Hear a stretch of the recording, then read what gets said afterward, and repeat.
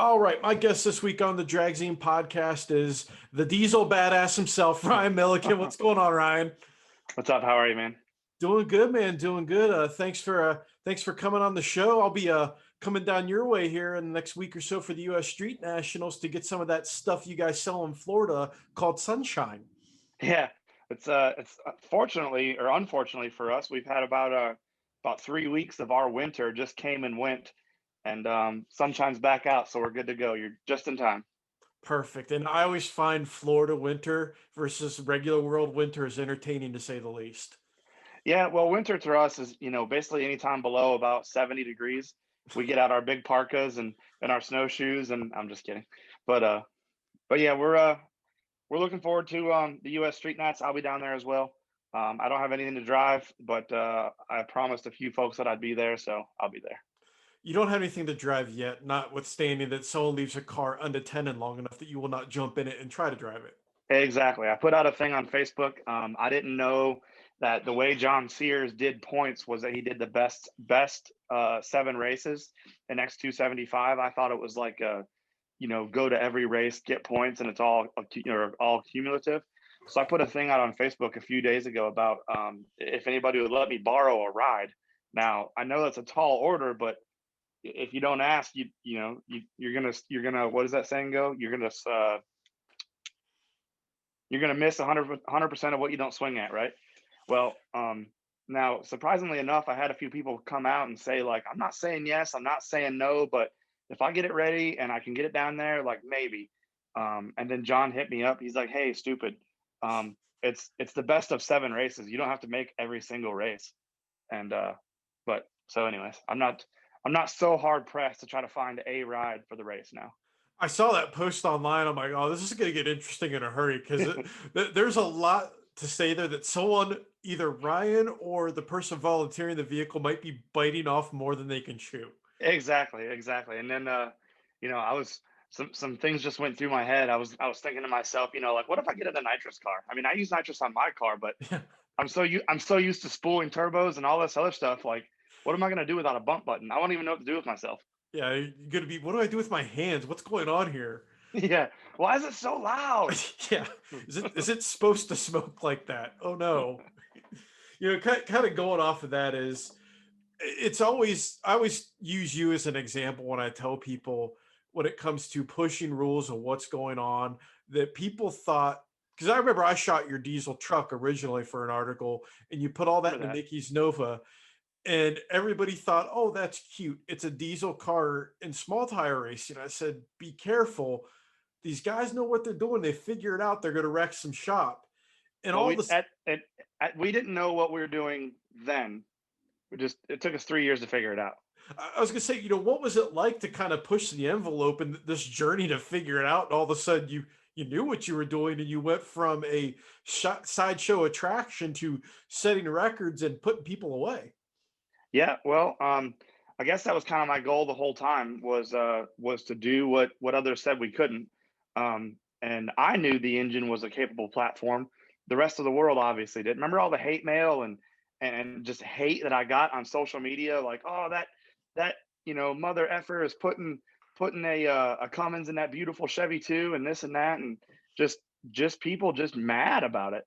And then I showed up and there's that video of me doing the 514 with a parachute out, and everybody wanted to know, like, you went 514 at what mile per hour, dragging the parachute the whole time, which was faster than some cars were going out there not dragging a parachute. And so that kind of, I don't know if that just opened people's eyes a little bit, or if that was our first glimpse into, okay, maybe that car does make some power. And then we came out NMCA. We were still trapping 148, 149. It was as fast as we could go. Made some changes to the car, found ourselves in the mid 150s. Made some more changes to the car, bigger injectors, found ourselves going 162, 163. And it was about that time when we started clicking up into the 160-mile-an-hour zone. And the car was still coming to the track, still making passes. I think people really started to take it seriously. And go ahead. Oh, I was gonna say, yeah, like you said, that parachute dragon pass and watching that go on, it's like, man, they are just that one half step away from unlocking what they need to turning this car into an animal. Yeah.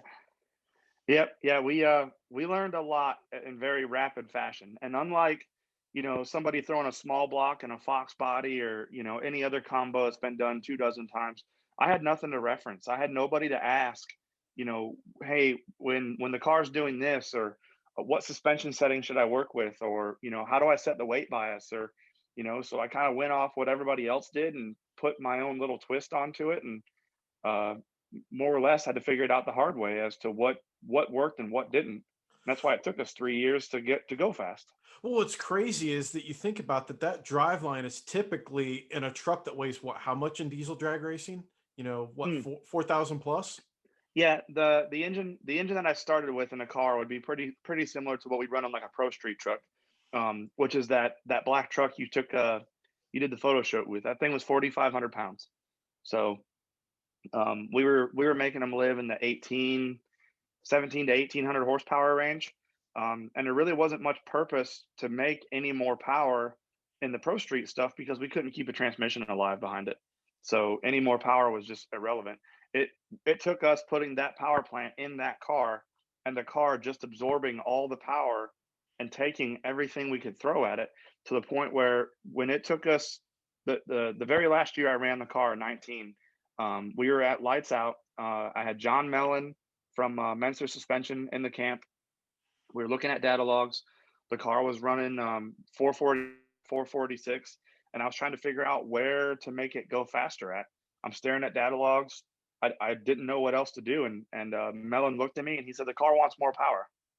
And I looked at him, and I've been running the same fuel quantity for 3 years, just just manipulating suspension and shift points and lockup and all that other stuff. And I remember looking at him and I said, I've been waiting 3 years for someone to tell me that it wants more power. So that that was we went 45. Oh, I'm sorry. That was at lights out. We kept it at like a 445. It was at Sweet 16 that happened. So we went like 45 off the trailer. He said it wants more power. So I put more power in it. It went 442. He came back and looked at the data log and he said a lot more power. And I was like, okay, big change. Make a big change. Got it. So we made a big change in one pass. We picked up a whole tenth from 42 to 32, That's and insane in small tire racing. and picked up 4.5 miles an hour. And if you go back and watch the Sweet 16 video, the highlight video, it's on YouTube. I don't remember what it's called, but you see John's face, John Sears standing on the start line, like his jaw just dropped, because I told him, I was like, "What's it going to take to go in this race?" And he said, "Bottom 30s." And I don't know, if this car will do it, but check it out. So next pass out, we dropped a 32, and his jaw was like just amazed. Along And with everybody else. yeah, including myself, because in South Georgia you can see the scoreboards when you go through the stripe. It. I mean, most normal people are probably looking at where they're going, but I'm going through the stripe looking at the scoreboards. you know. So I saw that 32, and I was doing a happy dance for sure inside of the car. And again, that's like for our viewers and listeners to understand something like that with a diesel on small tires, like uncharted territory. And diesels are so much different than your gas engines because of how the power comes in and how you have to Yep. apply it. It's a Yep. completely different animal. It is, and it isn't. When I talk to a lot of people about tuning and the way I tune my car, Um, from what I gather, the way I tune my car can best be associated with like a big cubic inch nitrous motor, where like a 900 or 1,000 inch type motor, where my engine doesn't necessarily accelerate very well. It doesn't. It's not snappy. You can't sit at idle and just blip the throttle and it revs up fast. It doesn't work like that. But a lot like those big motors, once they're wound up, they have a very strong resistance to decelerating if they're under full power. So if you hold it at 5,000 RPM and then start applying load with lockup and shifts and all that other stuff and try to pull the motor back, that's where it makes its tremendous power at. Where so just like the big cubic inch nitrous motors, they don't want to spin RPM. They don't want to. They want to get to where they're happy at, and you just apply load, shift, lock.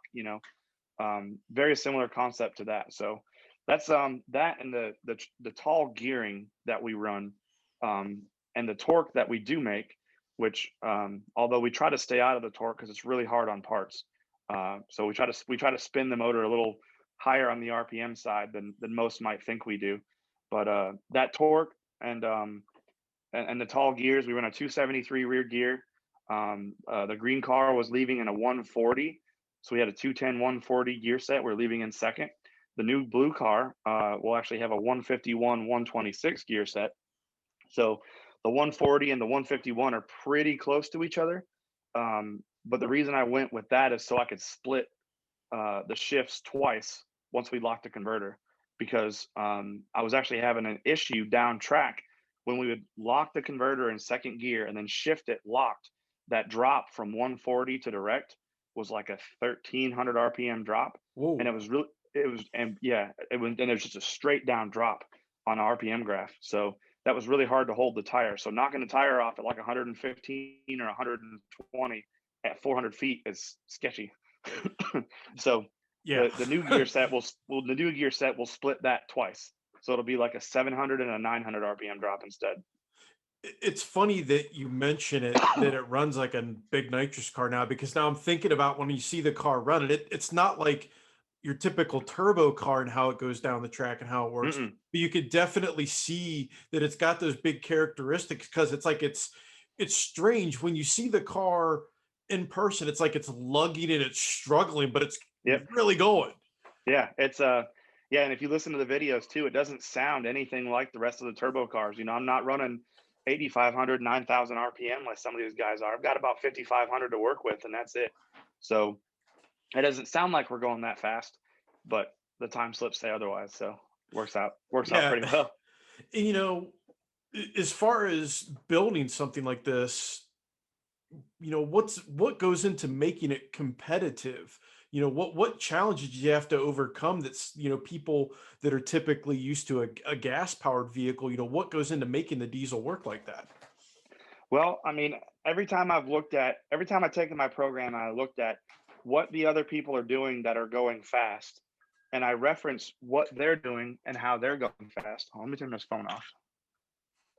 There, I think it'll shut up. Every time I look at another team, be it Rob Goss or Charles Hull or, not to inflate their heads anymore. Rob's head's about this big already, but he's a good buddy of mine. But anytime I reference those guys that are going fast and I take what they're doing and I implement it into my program, it just works and it goes faster. So you don't have to look at what we do that much different than what those guys do. It's just about looking at your program and seeing what it takes to go faster. I mean, studying data, watching a G meter and everything it's just like they would do. So as far as the challenges go, the only real challenge that I have, honestly, is fitment, because the Cummins is a huge, long, tall engine with everything exhaust, on one side of the engine, and then the intake on the other side of the engine, and getting, turbo piping to cross over and still fit in these cars underneath the hood is probably the most difficult part. I honestly wish that I could make this kind of power reliably out of a Duramax or any sort of V8 platform, because it would make way more sense for packaging. A Duramax engine is roughly about the same size as a big block Chevrolet. So with, exhaust on the traditional side of the engine with the intake on the inside of the V, like a normal V8 setup would be. But, our inline six, honestly, and the packaging problems that comes with it is probably our biggest, that all by itself is our biggest challenge. Everything else is easy after that. That was one of the things I was going to ask you is, with that big old hunk of American iron up front and everything else, what's that do for your weight bias? How do you guys deal with that fun? Well, the green car, when we had the billet block and head in it, was about 56.5 to 57% on the nose. Believe it or not, it wasn't that bad. When we first switched from the iron block to the billet block, I had a hard time doing wheelies. The picture of my car out there with, way up in the air, I slammed it down in the oil pan. That pass was actually the very first pass that I went or down the track with Mensers on the car. I had another brand of shock before that. I could not get off the start line, or if I did get off the start line, I'd roll out 20 feet and knock the tire off, and I was stuck in this middle spot where I couldn't get the car happy. So we put the Mensers on it and did a huge wheelie. Literally made a few changes to the settings and moved some stuff around, and next pass out was personal best. So the new car is going to be not billet block and head. It's going to be cast iron block and head, but the whole car is light. So I'm hoping the weight bias comes out around that 57 to 58 mark, which works out in our favor, which is where we want to be on a radial tire setup. If we were trying to no prep or even make the car work on slicks, the weight bias is all the way wrong. But because we are on a radial, it works out pretty well. Yeah, that's a great segue right there. Let's talk about the new car. Tell our listeners what you're building. It's still another Nova, but it's a little bit different. What do you got going on? This one's a lot different. It is a leaf spring car. It is a Nova. It does have a Cummins in it. That's about where the differences end right there. The old car was a very beautiful car. It was, I believe, the first car that Mickey Tessner at Mickey's Chassis Works ever built. So just like anything, when you do something like that for a living, when you compare your first one to your 30th or 40th one, there's differences, and it obviously gets a lot better. So now, for being his first car, that car was wonderful. It was beautiful. It did everything it needed to do. The craftsmanship and everything on it was gorgeous. But it had a lot of street car kind of tendencies built into it. And what I mean by that is, like, for instance, the trunk. The trunk still folded up and down, right? Instead of having a pin-on trunk lid. The car itself, like the body, never came off of the chassis in that green car, if I remember right. It did. It never did. It was just all the bars and everything were built inside of it, and the car had some dynamat, the sound deadening stuff, part of that street car stuff going on with it. Had the steel fenders. It was street car turned race car, right? And then it was big block turned Cummins, and kind of a product of evolution. I basically got to a point with a green car where I decided that if I wanted to go any faster with that green car, I really needed some chassis updates. I would have loved to get into something that was longer, lower, lighter, little less street car tendency, and more race car stuff going on. So now, that when I sold that green car, it wasn't for sale. It was one of those things where somebody asked me, what would it take for me to own this car? And I told them the number, and like, oh, well, you'll never sell it for that. And I'm like, okay, well, it wasn't for sale, so I guess I'm okay with that. So long story short, we came to an agreement. It's their car now, and it's been back to Mickey. It's I don't know if I can talk about the updates. It's got some updates coming. It should be coming out very soon, and you'll want to shoot pictures of it again, based on what I've seen. So I'll keep my mouth shut as far as what's changed on it, but you'll definitely want to grab it and get some pictures of it. That excites me for the simple fact that I remember when Mickey debuted that car, I was Oh, the yeah. first person to shoot it. I was like, Yep. this car is stunning. Yep. Like you said, Yep. I mean, there was so much craftsmanship that he put into that car. There was a special story behind that car, why he built it the way he Yep. did. It was Yep. an amazing vehicle. So I can't imagine if he, like, what he's learned and everything that he's built, what that thing's going to look like now. Oh, yeah. It's I've seen a bunch of sneak previews, both coming from Mickey themselves and Daniel and the crew that own the car. I up on it. It's like it's not my car anymore, but it's still important to me. So, but anyways, you'll definitely want to see what's up with that. So the new car and how it's different. This is a '69 Nova, so it's a second, or technically a third gen Nova. The wheelbase, I believe, is 2 inches longer. It's either 111 or 112. So that whole body is just a little bit of a longer, lower, wider platform. And unlike the green car, this car, I've got pictures of the blue car, basically of just a tube chassis all the way through. It's got frame rails where it's supposed to have frame rails. It's got the factory suspension where it's supposed to have factory suspension and all that stuff. But the entire body came off this car.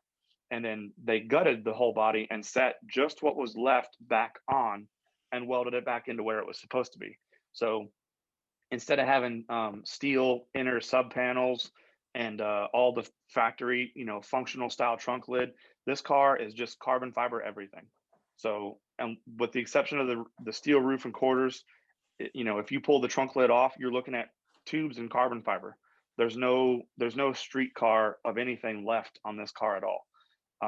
The leaf spring setup is that Tin Soldiers setup that has all the different adjustment points. So yes, it's leaf spring, but I have just as much adjustment points as some of these 4-link guys going on.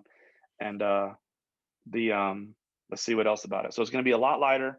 It's a lot more race car and less street car. I've got a special place in my heart for those 68 to 72 Novas. What's his name? Kenny Hubbard, that orange car. That car's stunning. Oh, Arguably, I would say top 5 most beautiful radial tire cars that is out there in any class. It's so pretty. I love how low it is to the ground. I love how the body line just flows and that big, huge wing back there. It just looks fast sitting still. So I not to make old Hubbard's head any bigger than it already is, but I sent him a message a while back. I'm like, hey, you're gonna have a blue twin here pretty soon. So nice. That car it's sits so coming. low. I don't think you could fit a deck of cards between No, the bottom of no, it and the ground. no. And this past year at No Mercy, I went and found Kenny's car and I was crawling all over it, asking him how he put the headlights in and asking him how he did this and that. And so I think it'd be really, really cool. Maybe this year we can make it happen. Have both cars side by side. Same track. That'd be a really awesome picture.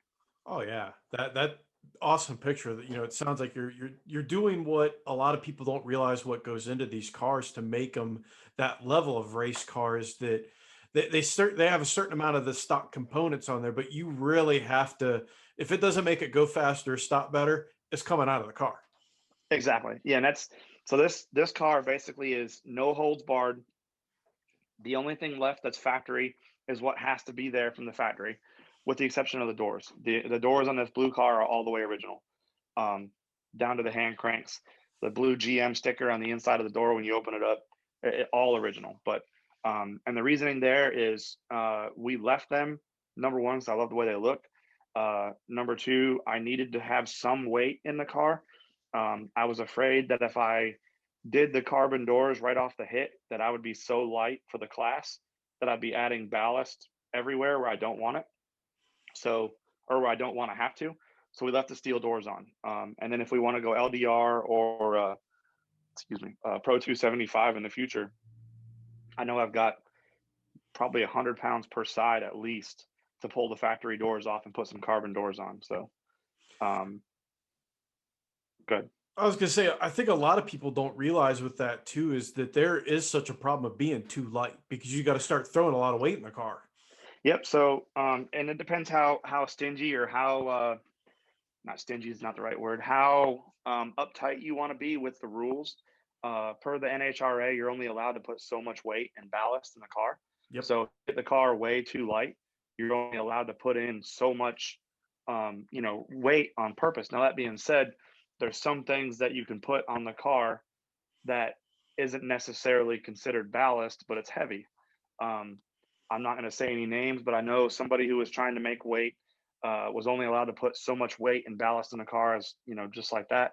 And so instead of putting weight anywhere in the car, one of his nitrous bottles was filled all the way to the top with lead.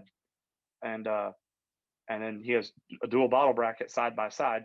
So you've only got so much weight and actual weight ballast that you can find on the car, but nobody checks the nitrous bottle.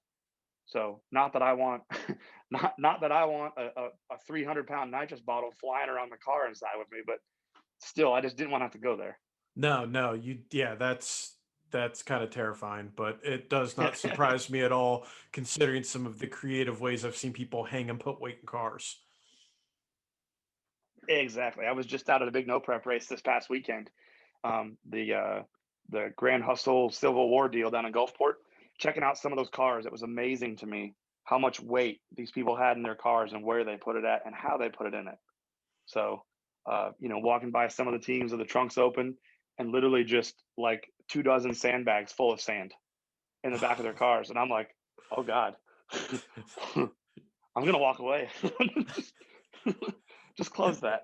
Yeah, I don't want to see this. I don't want to have to be a witness in something. Exactly. Or you get some, it looks like the Rogue Fitness truck backed up to the back of their car and they just started throwing weight plates in the Yep. back. Yeah, just round bumper plates bolted everywhere. So a few other differences with the blue car and the green car. The green car had a Bosch controller on it, Bosch Motorsports controller, and it was actually originally designed for like the Audi and Volkswagen road racing team. So it's a really complicated controller with a whole bunch of really cool features that were kind of useless in drag racing. And the other part that I didn't like about that Bosch controller is that it didn't understand time. So like I couldn't do anything with the ECM based off of release of the trans brake button. Like I couldn't say at 2 seconds I want to do this, or 3 seconds I want to do this. So that's why I kind of had to rely on third party nitrous controllers and stuff like that in order for me to be able to do that. The new car has a Motec on it. The Motec is newer, a lot more user friendly. It understands time, and I don't need any other third party software or hardware to make all the stuff work. So pretty excited about that. The boys at S&S Diesel Motorsports have hooked that all the way up. I've gotten pretty good with it, using it on the engine dyno. The last 2 or 3 times I've been up to Fleece Performance and Freedom Racing engines. I'm actually going to go up there on the 25th to finish up, which is next Monday. So I'll be back on the engine dyno, and if we hit our goal and hopefully don't break it again, I'll be bringing that whole engine home with me. Engine home, harness home, and I'm waiting on my turn at paint right now. But as soon as I get the car back from paint, I'm hoping that the the engine and all that stuff would be sitting right there on the pallet. And pending any major issues, I don't see why I shouldn't be at lights out with the car. Nice. So fingers crossed. Now that brings up another question I wanted to kind of run past you. Do you enjoy building and tuning cars that win, or do you actually like winning more behind the wheel as a driver? Because you guys build a lot of stuff and then you do a lot of tuning. Which excites you more? Which more is your bag? Driving is fun, and I feel like ultimately every member of the team needs to drive something, whether it's the blue car or whether it's something that they own or something, just so they understand the concept of racing. But I would say I probably get more enjoyment out of standing behind the car and watching, and being a tuner and seeing the changes that we make the difference. So now I do like driving a lot, and we've got two other X275 cars underneath kind of our wing here at the shop. One of them is that Ranger, Johnny Montesino's Ranger. Have you seen that one? Yes. So that thing, as beautiful as it was, the way it looked, it was way too long. The engine was way too far away from the tire. Just a lot of stuff didn't make sense. So next time you see that, you probably won't even think it's the same truck, but it will be. It's no longer an extended cab, and it's no longer a long bed. So sounds like the plasma cutter got a workout. The entire old 4-link got chopped off and thrown in the trash, including the whole rear end and everything. Just start over again. So that'll be back out middle of the year. We're hoping to get my blue car out, sorted out, situated to the point where not necessarily autonomous, but we're not like all hands on deck trying to get this thing going and all the bugs worked out. And hopefully that Ranger will be making its debut mid-season as this new single cab identity. And we also have a mod motor Mustang, buddy of mine, Jason Reagan. He lives here local to me. He's got it's a GT 500. I don't remember the year of the car, and it was this gorgeous orange X275 car. We had to make a couple changes to it this year to make it meet the rules all the way. There was some gray area stuff we had to get situated, and we're waiting on a converter. He may have that car in Bradenton. He's got some scheduling stuff going on that he can't miss, but for sure we'll be in South Georgia with that one. Nice. That'll be cool to see all that kind of stuff. That's always interesting to hear guys that tune, build, and drive what they actually do. Because I know I talked to Mickey about that when he built that other Nova for that one PRI, the Vortec car, and he said the same thing. He's driving just didn't do it for him. He liked building, and he liked solving the problem and fixing the box. That's what he liked. Yep. And take or leave driving. And I like doing the exact same thing. I've offered the steering wheel over to the wife. as soon as my kids are old enough, I'm sure one of them will start driving. Don't get me wrong, I like driving it, and it's a lot of fun, but I think the crew chief tuner aspect of it is really where, that's really what gets my socks off. Awesome. Well, before we transition into our next portion of the show, we've got something new here. You could be the first guest that's on board for this. We've got one of our sponsors on board, Airflow Research, the original CNC ported cylinder head company. From the street enthusiast to the hardcore racer, AFR has designed a cylinder head for your application with one goal in mind: to just go fast. Speaking of going fast, we'll transition into what the hell made you decide to get involved with being an owner of a drag strip? Shoot. Insanity, I guess. Yeah, yeah. I don't. Here's what happened: is our local drag strip, Emerald Coast Dragway, shut down in 2011. And what's crazy is I can actually remember like where I was at, what I was driving, and what I was doing when I got the message, actually on MySpace. That doesn't exist anymore. RIP, right? Oh, wow. That Emerald Coast Dragway was, ceasing operations, and it was a tough blow because I just gotten a purpose built race car, a race truck, and I had just started putting some money into it because I wanted to start drag racing for real, not just messing around with my daily driver kind of stuff. So now all of a sudden the racetrack's closed. What the hell am I gonna do? What am I gonna do with this race car I just bought? Right. So, anyways, a couple years goes by, and a lot of people come and go that say they're gonna open the track back up, and nothing ever happens. And it sucked. It was like the dark ages, right? No racetrack. It sucks. We have racetracks, other racetracks, but I don't want to drive 2.5 hours if I don't have to when there's one 35 minutes up the street. So finally, Ozzy opened the track up. Actually, before I bought this building that my shop is in, I was actually looking at buying the property up there, not necessarily to make it into a racetrack right away, but to secure the property, put my shop on it as a functional business, and then as time and funds allowed, slowly get the racetrack resituated, surfaced, whatever needs to happen, so I could open it back up. Because as you can probably imagine, racetrack business is a cash only kind of business. You don't walk into a bank and ask to borrow money to open up a racetrack. They literally laugh at you right out the front door and say, "Don't come back."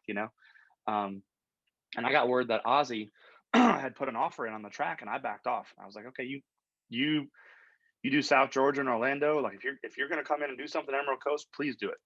And he came in and opened it up and did a bunch of work, put beautiful lights up, redid the surface, did a bunch of really nice stuff to it, and they were running it for a while, and he hit me up. It was at No Mercy, 2016, I think, or 2017 maybe.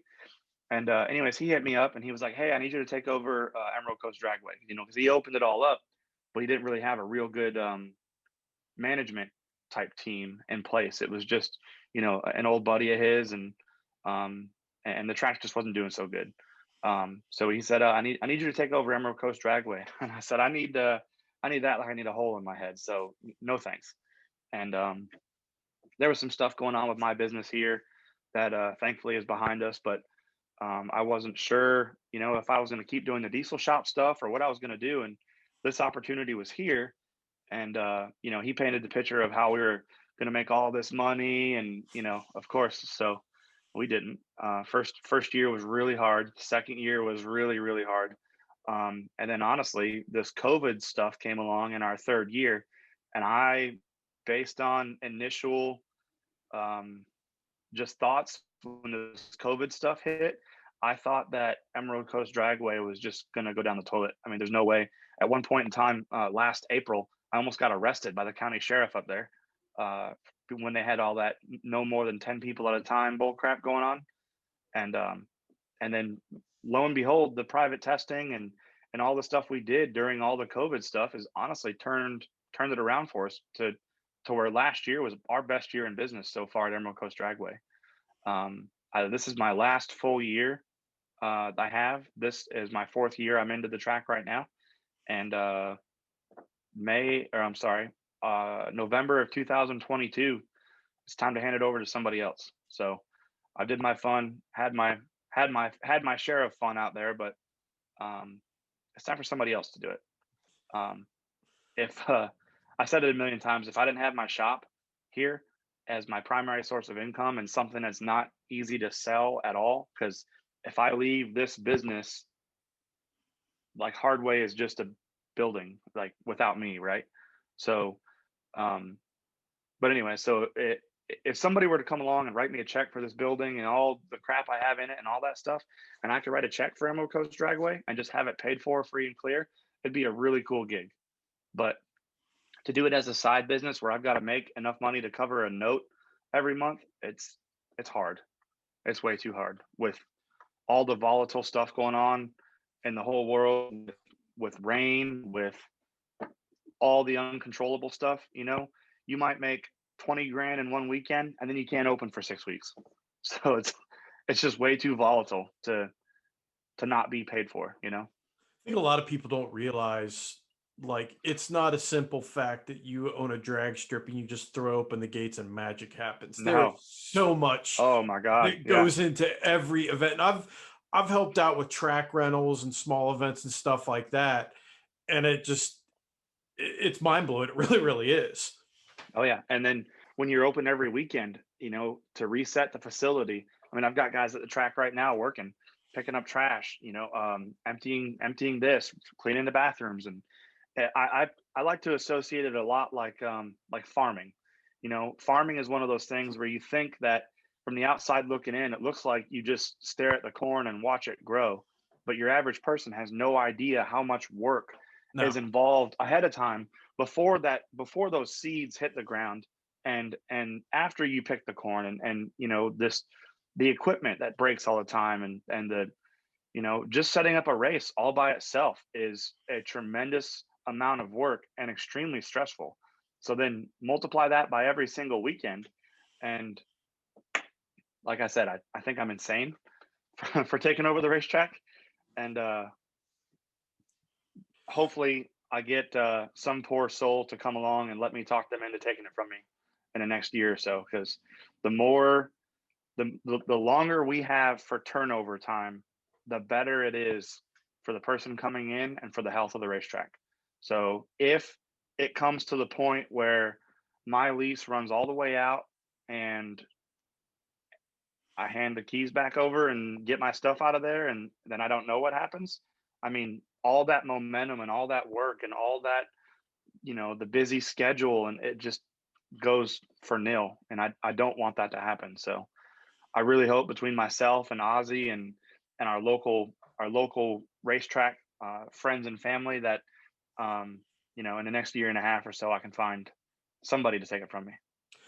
Kind of off of that, what's something you've learned running a drag strip that might surprise racers or fans that's pretty important that they don't really think about? Number one is there is not nearly the money whatsoever that everybody thinks in having a racetrack. People see a pro mod show, right? And they come out to the pro mod show, and I might have 6, 8, 900 people in the gate, which at Emerald Coast Dragways, that's a pretty busy event because we don't have a lot of space. So 600 or 800 people packed in, right? So, and then they don't factor in the fact that the pro mods don't pay for a tech card. Three other crew get in free with the driver, along with the driver coming in for free. And then they have an $8,500 purse. So do all the math, all said and done. And on my average pro mod show, I'm happy to leave with $3,500, $4,000, all said and done for the whole weekend. And that's all fun and well. And it sounds like, oh, he's putting $4,000 in a bank account. But after paying the lease, paying for the lights, paying for insurance, paying for the glue, paying for everything that it takes for that to happen, it cost me like $35 or $3,600 a week for the track to just sit there. So if we're not running, if we're not operating, or if we get rained out, I don't know. I guess I had an argument with a guy. He wanted me to change the price of test and tune, right? Because it was too expensive for him to come out to test and tune on his fixed income. And I said, okay, well, what do you think it should be? And he said, well, when Chip Cooser opened the track, it was $10 to get in and $5 for a tech card. And I said, Chip Cruiser opened the track in 1997 or 1998. Like, if you look at the cost of inflation, the rate of inflation, the $15 and $10 that I charge now is actually less than the $5 and $10 back then. But nobody wants to listen to that, right? No. And nobody wants to take into account that the glue, they don't, we don't prep tracks, or we prep tracks a whole lot differently than they used to. Back in Chip Cruiser's day, they didn't have big full-on sprayers like we have now. They didn't go through $300 to $500 a day in materials. It's just a totally different. Everything costs so incredibly much. So do yourself a favor, or do us a favor at least. Next time you go to a racetrack, go find the track operator. Don't gripe at them. Don't yell at him about, oh, the fence is laying down or the radio station doesn't work. Shake his hand and tell him thank you, because that guy's not out there making millions on your behalf. It's the other way around. He's probably spent money so you could come out there and race that day. So. Oh, I totally agree. Anytime I go to an event as a media person, I always make sure I find who's where, thank them, that whole deal. And as a racer, I honestly don't think I have ever complained to track staff ever about anything, or as a crew guy. No matter how bad something's been, never complained. I've seen guys flip out about the smallest things, and it's like, is it really worth it? What are you gaining out of that? Besides making Yep. someone else's life miserable. Yeah, if you're not part of the solution, then you're part of the problem. Exactly. So chances are we know that the light in the bathroom doesn't work, or chances are we know that the radio station antenna only broadcasts, so far out, or whatever it is. And for whatever reason, we haven't been able to fix it yet. But griping at us about it, it just doesn't fix anything. So either be a part of the solution, or you're a part of the problem. Well, I think, and I try to tell a lot of people here, our local people, is that yes, I'm the guy running the racetrack.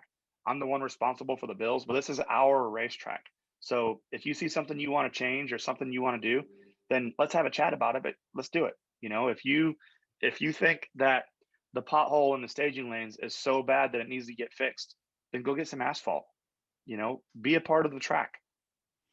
Help. Pick up that, instead of whining about the oil downs. We didn't make that car oil down. Instead of whining about the oil down, shut up and grab a mop. Come help us. It's just, it's a stressful.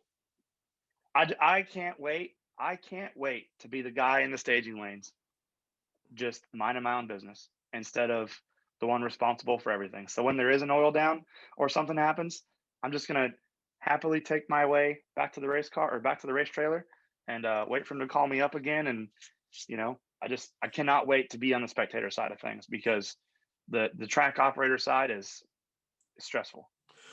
And that segues into the next question I have here is, has running a drag strip really changed how you approach the sport as a racer yourself? Absolutely.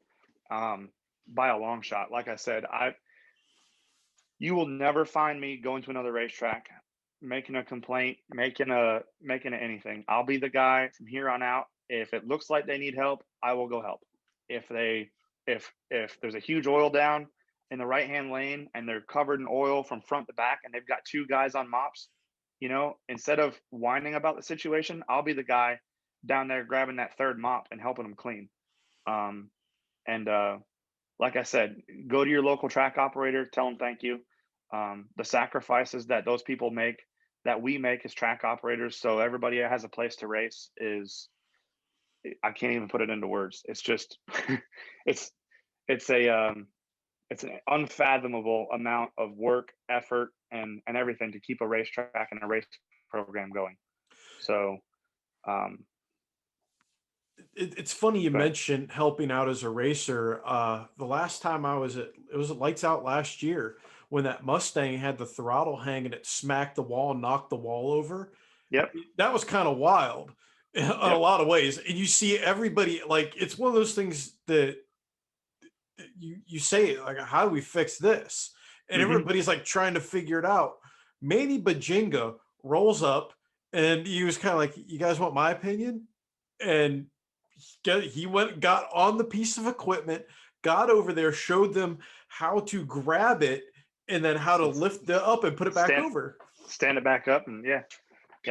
Like I said, you're either part of the problem or you're part of that. And the famous line, "Oh, I'll never be, never be back." If I had $1 for every time I've heard that from people that have said they'll never be back, and then I see them in the staging lanes the next week, if you're going to say that, just shut up. Or just don't come back. Do us a favor and don't, because we'd honestly rather not have you there than listen to you whine about crap that doesn't matter, and then just to be back in the staging lanes 2 weeks later. I can name some names for sure around here, but I'll let that one slide.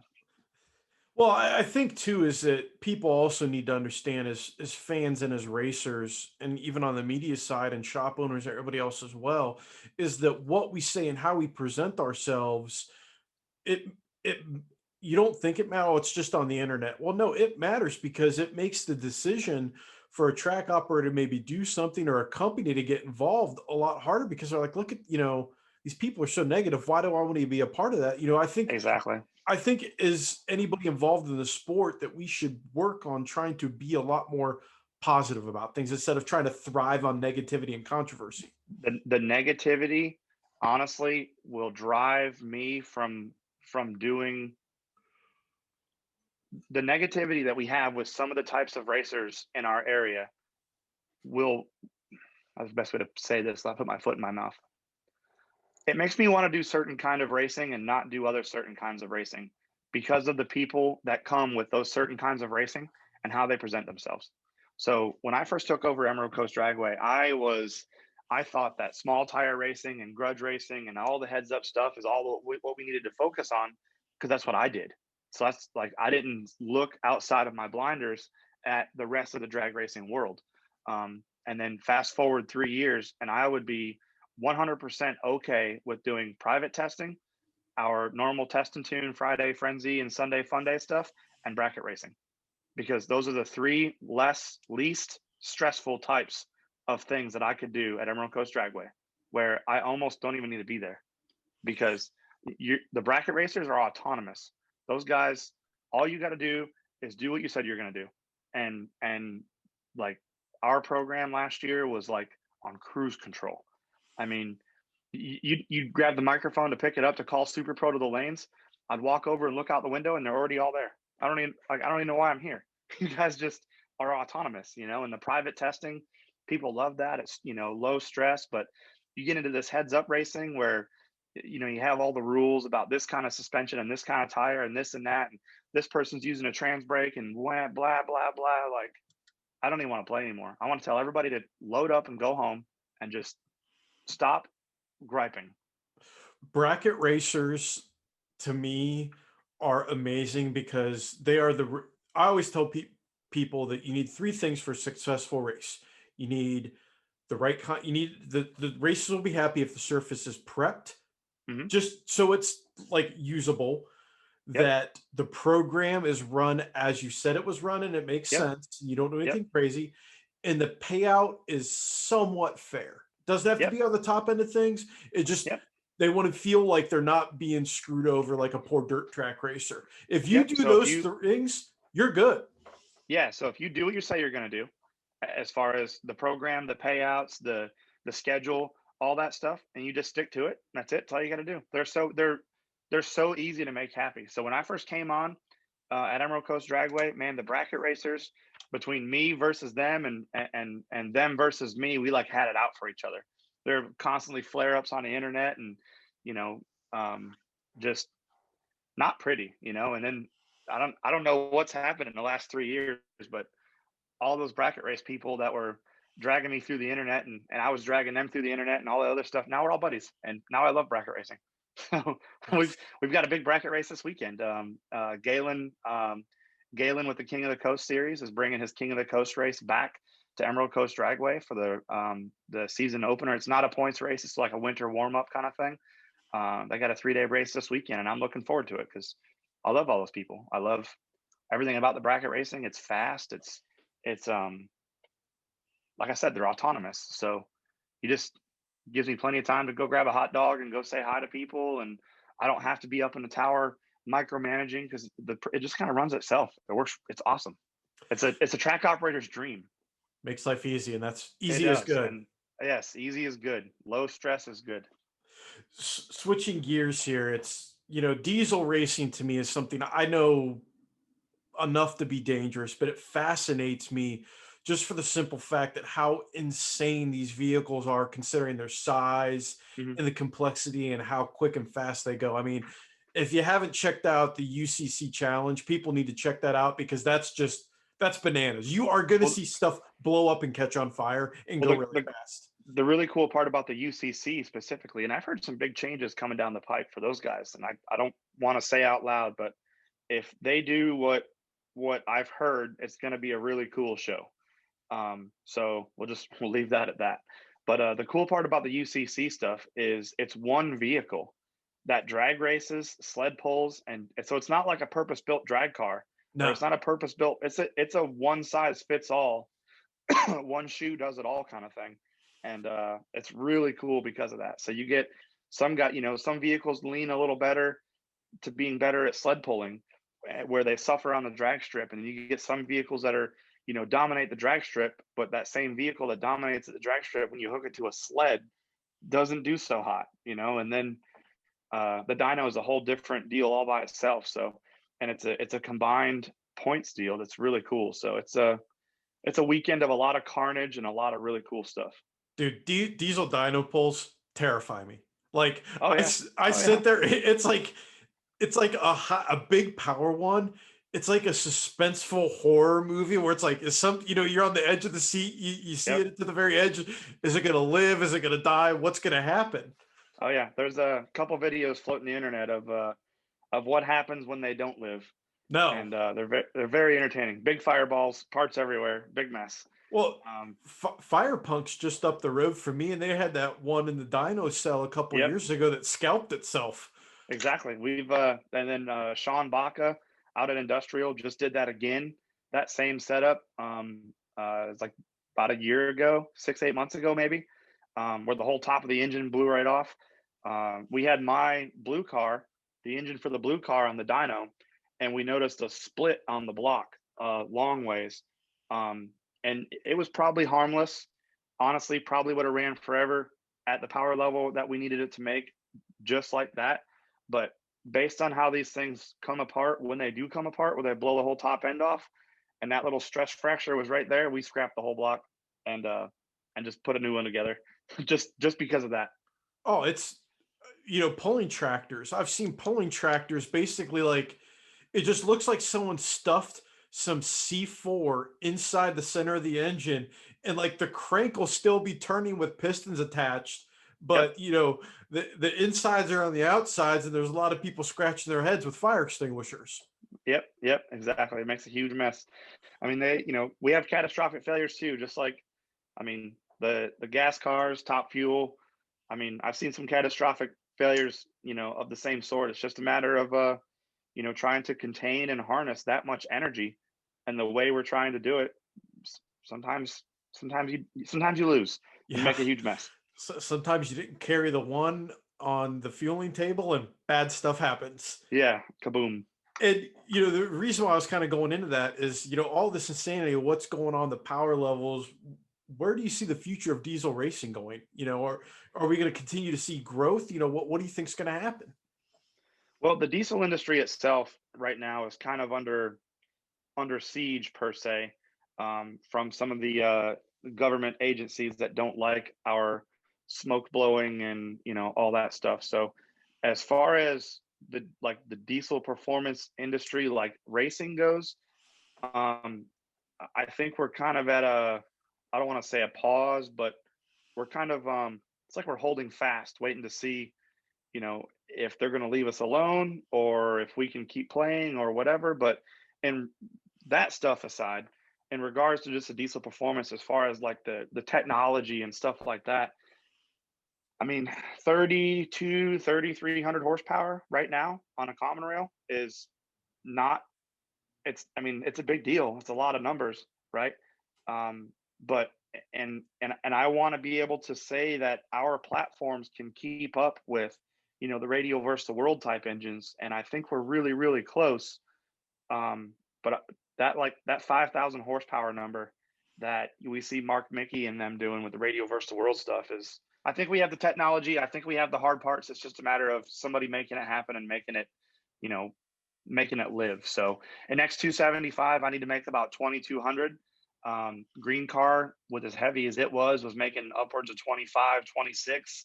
I don't want to have to make that much horsepower to try to go as fast as we were going, which is why I'm trying to go so much lighter with this other car. The Fire Punk boys, I believe they made 3,200 and change on that, the motor they call the Executioner, the all billet one in their Pro Mod truck.